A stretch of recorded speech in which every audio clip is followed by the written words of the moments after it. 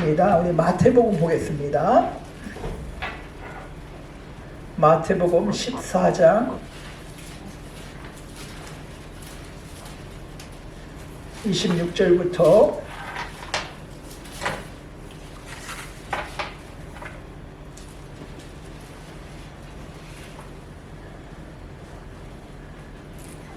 26절부터 한번 보겠습니다.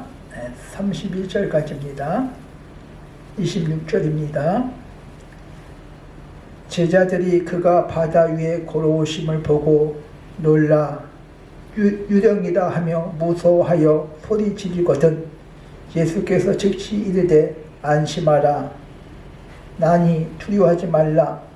베드로가 대답하여 이르되 주여 만일 주시거든 나를 명하여 물 위에 오라 하소서 하니 오라 하시니 베드로가 배에서 내려 물 위를 걸어서 예수님께 가되 바람을 보고 무서워 빠져가는지라 소리질러 이르되 주여 나를 구원하소서 하니 예수께서 즉시 손을 내밀어 그를 붙잡아 이르시되 믿음이 적은 자야 왜 의심하냐 하시고 아멘.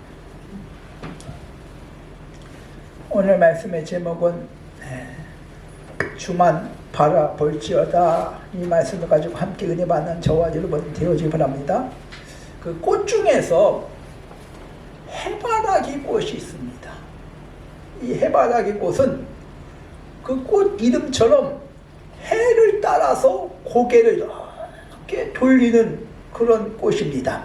그러니까 아침에 보면 이 해바라기 꽃이 동쪽, 해가 뜨는 동쪽을 이렇게 보고 있다가 낮에는 이렇게 중천을 이렇게 보고 있습니다. 저녁 때는 서쪽을 바라보고 있습니다. 이 해바라기 꽃이 이렇게 고개가 해를 따라 움직이는 이유가 있습니다. 그것은 햇빛을 최대한 많이 받아서 광합성을 이렇게 활발하게 하기 위해서입니다. 그러니까 광합성을 활발하게 하면 그 햇빛을 통해서 에너지를 만들어냅니다. 에너지를 만들어내면 잎이 건강해지고 꽃도 튼튼해지고 씨앗도 많이 만들어낼 수 있기 때문에 그렇습니다. 20세기 최고의 철학자 칼 포만은 그 책 이름이 삶은 문제의 해결의 연속이다. 그런 책이 있습니다. 삶이 우리가 살아가는 것이 문제를 그냥 해결하는 것이다. 이렇게 나옵니다. 끊임없이 문제가 있는데 우리의 삶은 문제 해결을 하고 또 새로운 문제를 맞이하는 그런 과정이다. 그런 책을 썼습니다. 그 미국의 노먼 빈센트 필 목사는 이런 말 합니다. 내가 아는 사람들 중에서 근심 걱정 없는 사람은 한 사람도 없다. 그렇게 말합니다. 내가 아는 사람 중에서 근심 걱정 염려 없는 사람은 한 사람도 없다고 말하고 있습니다. 그러면서 문제없는 삶을 살기를 원한다면 공동묘지 가야 한다고 말합니다. 즉 죽어야 끝난다 그 말이야. 염려, 근심, 문제는 살아있는 동안에는 끊임없이 찾아옵니다. 죽어야 공동묘지에 가야 문제가 끝난다고 말하고 있습니다. 우리의 삶이 그렇습니다. 한 문제가 끝나면 또 다른 문제가 우리를 힘들게 하고 염려하고 근심하게 만들고 두려움에 사로잡히게 만들고 있습니다. 근데 문제를 해결하는 방식, 문제는 다 있어. 노먼 필 목사님 말씀처럼 공동묘지 가야 문제가 끝나는 것처럼 칼 포먼처럼 삶은 문제를 해결의 연속이라 하는 것처럼 문제는 끊임없이 있어. 근데 그 문제를 어떤 방향으로 어떻게 해결하냐에 따라서 삶의 방향이, 믿음이, 신앙이 우리가 알 수가 있습니다. 문제는 다 있는데 어떤 방식으로 내가 해결하고자 하느냐, 그 해결의 방식에 따라서 삶의 방향이, 믿음이 우리가 알 수 있다 그 말이죠. 근데 누구나 어려운 문제 앞에서 태어나게 아무런 일이 없는 것처럼 그렇게 할 수는 힘듭니다. 지금 문제가 있는데 나는 아무 일 없는 것처럼 태어나게 그렇게 하기는 힘들지요. 누구나 문제 앞에서 염려하고 근심하고 걱정하고 두려워합니다. 왜? 사람이기 때문에. 사람이기 때문에 그래요. 사람은 불완전해요. 연약합니다. 그래서 염려, 근심 그 자체, 두려움 그 자체가 저는 그것이 잘못이라 생각하지 않습니다. 연약한 사람이기 때문에 문제 앞에 두려워하고 염려하고 근심할 수밖에 없지요. 용감한 다윗도 물맷돌 한 방으로 골리앗을 쓰러뜨린 그 다윗도 자신의 두려움, 연약함을 숨기지 아니했습니다. 시편 56편에 보면 다윗의 시가 나옵니다. 근데 시편 56편에 보면 3절에 보면 내가 두려워하는 날에, 그러니까 자기도 다윗도 두려워하는 날이 있다고. 그러니까 두려움 그 자체, 그것은 뭡니까? 죄가 아닙니다. 사람이기 때문에. 근데 뭡니까? 내가 두려워하는 날, 내가 주를 의지하리라. 혈육을 가진 사람이 내게 어찌하리요. 사람은 누구나 두려워하는 날이 있지 않습니까? 염려하는 날, 문제 앞에서 가슴을 탁 치고 답답한 날이 있지 않습니까? 다윗도 마찬가지예요. 용맹한 골리앗을 그냥 한 방울 쓰러뜨린 다윗도 내가 두려운 날에 내가 주를 의지하겠다고 말하고 있습니다. 의지하다, 히브리어 보면 바타르, 샤한, 이 두 가지 단어가 있습니다. 그 뜻은 의지하다, 그 말은 의탁하다, 기대다 그 뜻이야. 즉 내가 하나님 앞에 내가 기댄다, 맡긴다 그 뜻입니다. 누구나 두려운 날이 있고 염려가 있고 삶은 문제의 연속을, 문제를 해결하는 그 연속이라고 말한 그런 철학자도 있고, 공동묘지에 가야 염려가 끝난다고 말하는 필 목사님도 있습니다. 이렇게 두려운 날에 그럼 어떻게 내가 문제를 해결하느냐, 어떤 방식을, 나의 삶의 목표는, 방향은 무엇이냐? 다윗은 하나님을 의지하겠다고 말하고 있습니다. 여호사밧은 유다 4대 왕입니다. 역대하 20장 1절에 보면 모압 자손, 암몬 자손 40 사람들이, 그러니까 요단강 동편에 있는 모든 그 뭡니까? 족속이 연합해서 유다를 쳐들어왔습니다.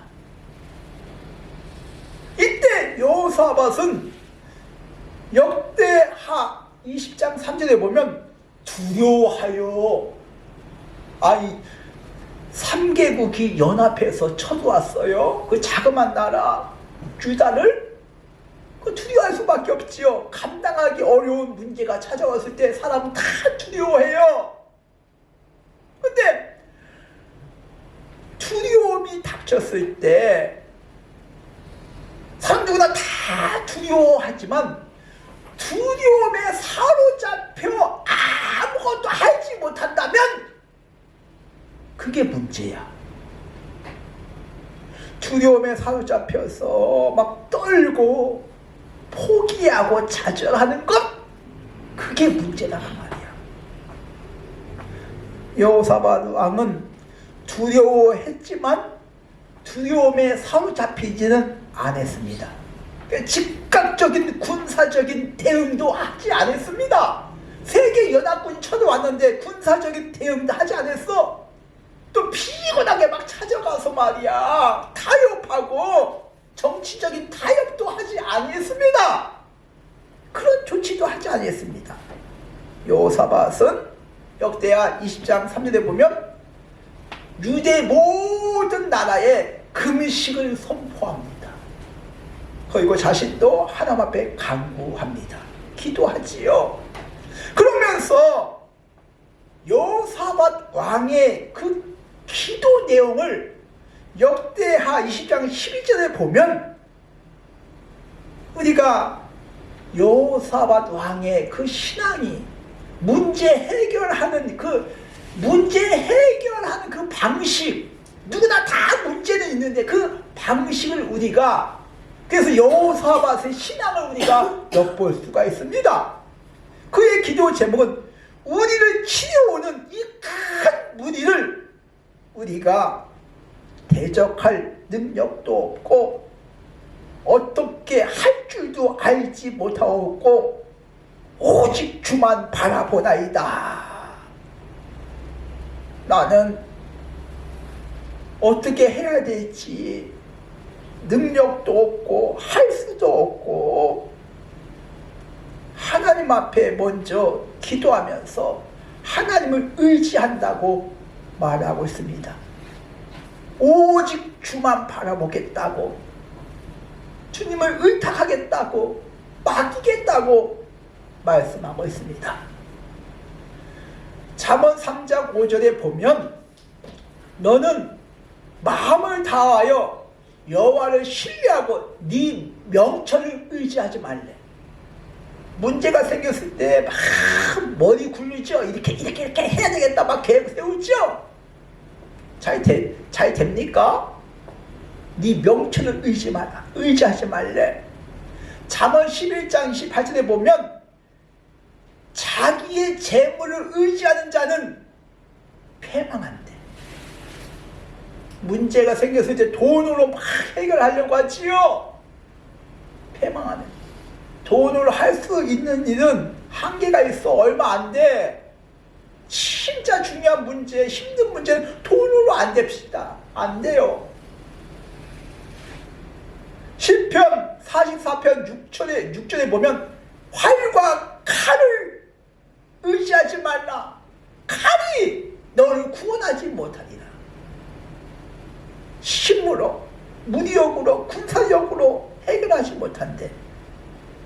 시편 146편 3절에 보면 귀인을 의지하지 말라. 그러니까 사람을 의지하지 말라. 문제가 생겼을 때 막 날 도와줄 사람 누구 막 찾아가지요. 핸드폰 막 붙잡고 막 전화 막 지나죠. 도와달라고.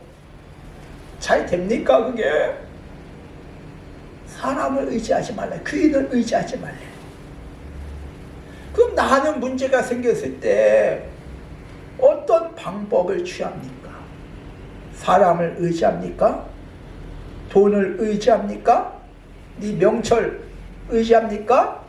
재물을 의지합니까? 누구를 의지합니까? 저와 여러분은 주만 의지할 수 있는 믿음의 사람들이 다 되어지기를 주님의 이름으로 축원드립니다. 오늘 한번 말씀 보겠습니다. 오늘 말씀은 먼저 그 상황, 왜 이런 문제가 생겼는지 그 상황을 먼저 보겠습니다. 우리 14장 21절에 보면 그 오병이어의 축복은 요한복음 6장에도 똑같이 기록되어 있습니다. 즉 보리떡 5덩어리와 물고기 2마리로 장정 5,000명을 먹이셨습니다. 근데 14장 22절에 보면 예수님께서 재촉하사 빨리 막 제자들 막 서둘러서 막 재촉해서 갈릴리 호수 건너편에 배를 타고 먼저 보냅니다. 그 현장을 떠나게 하셨습니다. 아니, 오병이요, 장정만 5,000명이니까 아이들 여자들 합쳐서 하면 제가 보기엔 10,000명이 넘지 않겠습니까? 그리고 12광줄이나 남겼어. 근데 예수님께서 막 재촉하시죠. 재촉해서 빨리 배를 타고 말이야 갈릴리 호수 건너편에 보내셨죠. 그 이유가 무엇입니까? 요한복음 6장 15절에 보면 오병이어의 기적을 경험한 그 무리들이, 그러니까 보리떡 5덩어리와 물고기 2마리로 배부리 먹었죠. 그것을 경험한 사람들이 예수님을 억지로 임금 삼으려고 합니다. 일단 그것을 아시고 예수님께서 산으로 떠나신지라 말씀하고 있습니다. 즉 사람들은 예수님이 우리의 왕이 되면 먹을 걱정 하지 않아도 돼. 예수님께서 지금 뭡니까? 오병이요, 물고기 2마리, 뭐죠? 2마리와 보리떡 5덩어리로 5,000명 먹였는데 예수님이 우리의 왕이 되면 시작 먹을 걱정하지 않아도 되겠다, 그런 생각을 한 것입니다. 그래서 억지로 말이야 임금 삼으려고 합니다. 그래서 요한복음 6장 26절에 보면 예수님께서 그들을 향해서 이런 말씀하십니다. 너희가 나를 찾는 까닭은 표적을 본 까닭이 아니요, 시작, 떡을 먹고 배부른 까닭이라. 그들이 예수님께서 말씀을 증거할 때 막 모여든 것은 그 경험을 했으니까 떡을 먹기 위해서 모여들었다, 그 말이야. 그러니까 제자들도 이런 생각을 한 것입니다. 예수님이 왕이 되면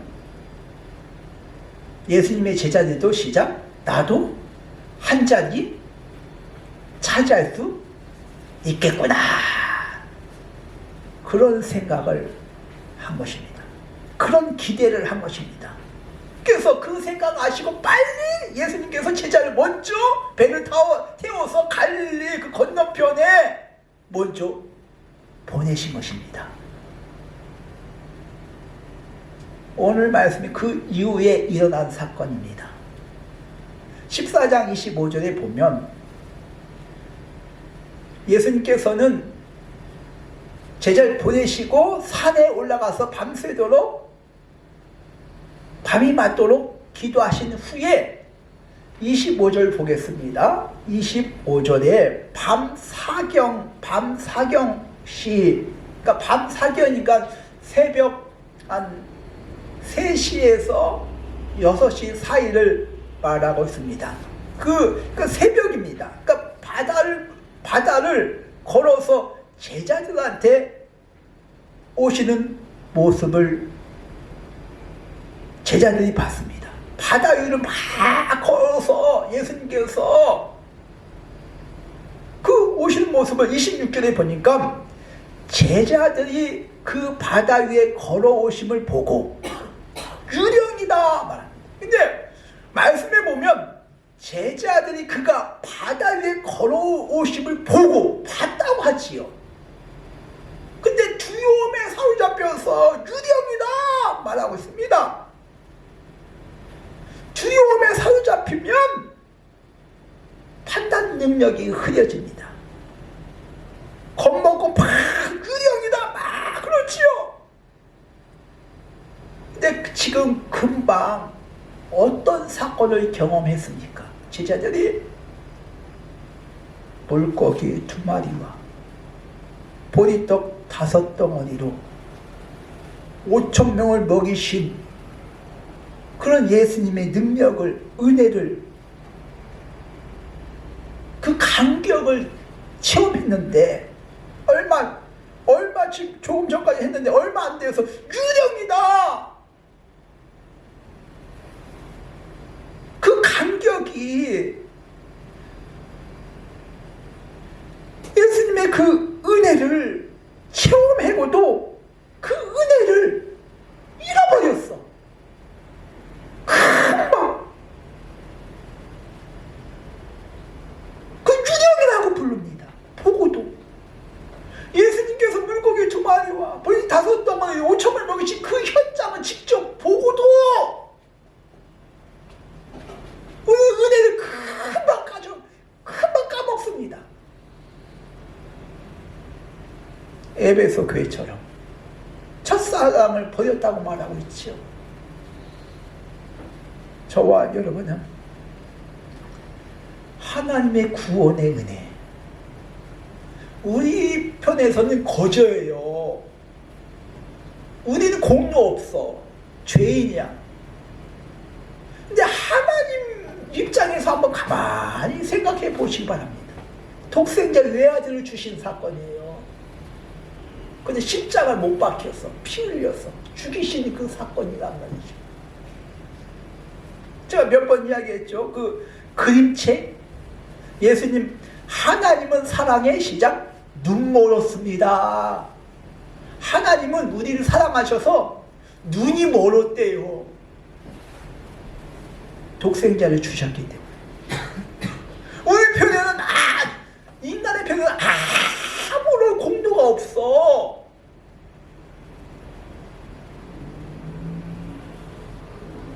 예수님께 나를 위해서 내 대신 채찍에 맞으시고 십자가에서 물과 피를 다 흘리신 건 그 은혜 아닙니까? 근데 그 은혜를 너무나 빨리 잃어버립니다. 세상 일에 바빠서 세상의 어떤 즐거움, 쾌락에 빠져서 안락한 편안함에 빠져서 어떻게 보면 당연하게 생각을 합니다. 대수롭지 않게 생각하지요. 십자가의 사랑을. 예수님의 제자들도 마찬가지입니다. 금방 오병이어의 그런 기적을 봤는데 바닥에 그 걷는 거 보고 유령이라고 말하고 있지 않습니까? 직접 봤는데도 금방 까먹어. 이때 27절에 예수님께서 놀란 그 제자들 향해서 안심하라, 내니 두려워하지 말라. 그래서 평안함을 주셨죠. 그러면서 28절 보겠습니다. 14장 28절. 만일 이 베드로가 만일 주시거든 나를 명하여 물 위를 시작 오라 하게 하소서. 그러니까 물 위를 걷게 해달라고, 나도 예수님처럼 물 위를 걷게 해달라고 청합니다.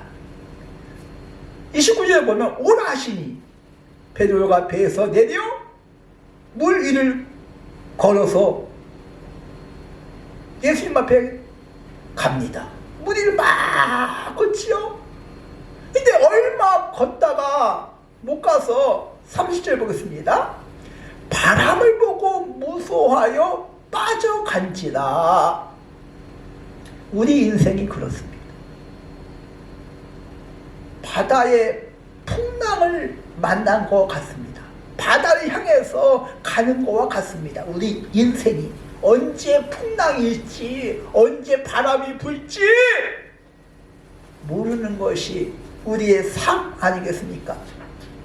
때로는 거친 파도에 두려워하고, 때로는 바람으로 말미암아 막 염려하고 근심하지 않습니까? 근데 풍랑을 만났을 때, 우리의 삶의 풍랑을 만났을 때 나의 눈은, 나의 시선은 지금 어딜 보고 있느냐 그 말이야. 베드로가 물 위를 걸을 수 있었던 그 이유는 누굴 봤기 때문에? 예수님을 봤기 때문에 그렇습니다. 예수님을 의지하고 한 걸음 한 걸음씩, 그렇기 때문에 바다 위를 걸을 수 있었던 것입니다. 근데 베드로가 예수님을 바라보지 않고 다가오는 그 풍랑 바람을 보고 무서워요. 현실의 문제를 본 거지요. 큰일 났구나. 바람이 부는구나. 풍랑이 있는구나. 문제가 왔을 때 우리의 시선은 예수님을 봐야 됩니다. 주만 바라볼지어다. 주님 앞에 고정돼야 됩니다. 근데 문제가 왔을 때 어이구 두려움에 사로잡힙니다. 그때 바다에 빠져서 헤어나오지 못하지요. 네, 베드로가 30절에 보니까 바람을 보고 무서워 빠져가는 순간에 소리를 지르지요. 주여 나를 구원하옵소서. 우리의 시선이 늘 예수님을 고정하지 못한다면 문제가 왔을 때 주님 앞에 부르짖기를 바랍니다.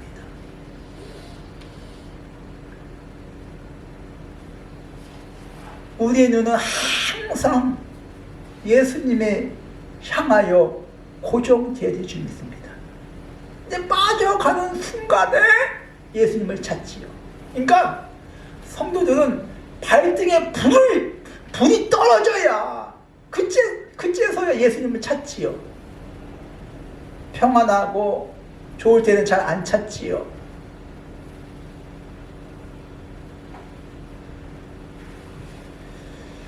저와 여러분은 물속에 빠져갈 때 나는 예수님을 찾습니까? 예수님을 바라봅니까? 10에서 12장 2절에 믿음의 주요 온전케 하신 예수를 바라보자. 믿음의 주요. 그러니까 믿음으로 보자. 믿음의 주요. 그러니까 믿음으로 우리의 초점은 믿음이야. 믿음으로 바라봐야 돼. 10에서 12장 2절 온전케 하시는 예수님을 바라보자 말씀하고 있습니다. 우리 인생은 우리 목표는 예수님을 바라봐야 됩니다. 근데 창세기 3장에 이 하와는 사단한테 넘어갔지요. 선악을 알는 열매를 바라보지 않습니까? 먹음직도 하고 보암직도 하고 지혜로운 만큼 탐스러운 나무인지라 그것을 바라보니까 결국 사단한테 넘어가서 제 가운데 빠지고 말이야. 저주를 받고 죽음이 찾아오고 에덴 동산에서 쫓겨나고 여기서 온전케 하시는 10에서 12장 이제 온전케 하신 이를 바라보자. 온전케 하신 그 헬라어 그 뜻은 텔레스 테스인데 완성자, 성취자 그 뜻이야. 즉 시작과 끝을 완성케 하신 분, 우리의 삶을 처음부터 끝까지 책임져 주신 분, 그분을 바라보라 그 말이야. 딴 거 바라보지 말고 문제 앞에서 막 두려워 떨면서 막 염려하지 말고 깊은 수렁 가운데 막 빠져서 돈을 의지하지 말고 사람을 의지하지 말고 귀인을 의지하지 말고 네 명철을 의지하지 말고 해바라기는 고개에 따라서 이렇게 해를 따라서 이렇게 움직이죠. 나는 문제에 따라서 움직입니까? 염려하고 근심하고 걱정하고 쾌락에 따라서 안락함에 따라서 그 고개를 이렇게 움직입니까? 그것을 바라봅니까? 나의 시선은 세상을 보고 있으니까 아니 문제 가운데 무엇을 바라봅니까? 결국 사람은 한눈 팔아서 망하는 거예요. 사업도 삶도 한눈 팔아서 나의 눈은